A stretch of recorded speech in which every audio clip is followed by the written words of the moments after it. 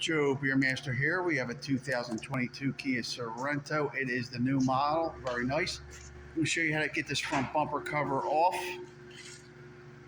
This one's a little different, so I decided to do a video on it. We were looking at it, we thought we had to take the header panel off, but there's bolts that go this way, so that's not how it's done. So this is more for the professional. You disconnect up here all your clips and screws all the way around the bottom. And once you have it loose, you should have it up on a lift, and you pull the bumper out like that. I'm pulling it out. And as you pull it out, you reach in and you'll see screws in here. There's screws on both sides. And once I get it off, I'm gonna see if there's anything else in there holding it. I'm gonna look around, there might be a few more, but I know there's one on each side. So you have to actually lift it up. Best if you do it on the lift. Tilt it out and take those screws out. And it should release it from the grill. All right, so underneath I removed the absorber. Slide that out.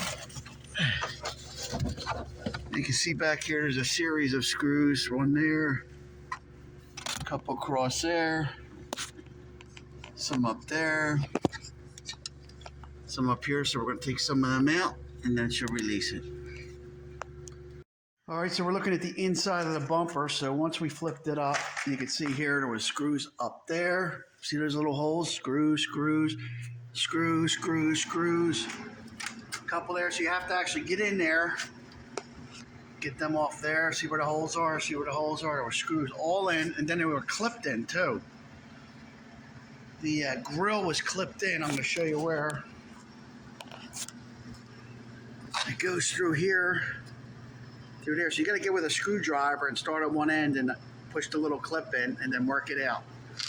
So the grill is still on the car, bumper cover is off, and this was really unusual to do. So I hope this helps somebody out there. Joe Beermaster, thanks for watching.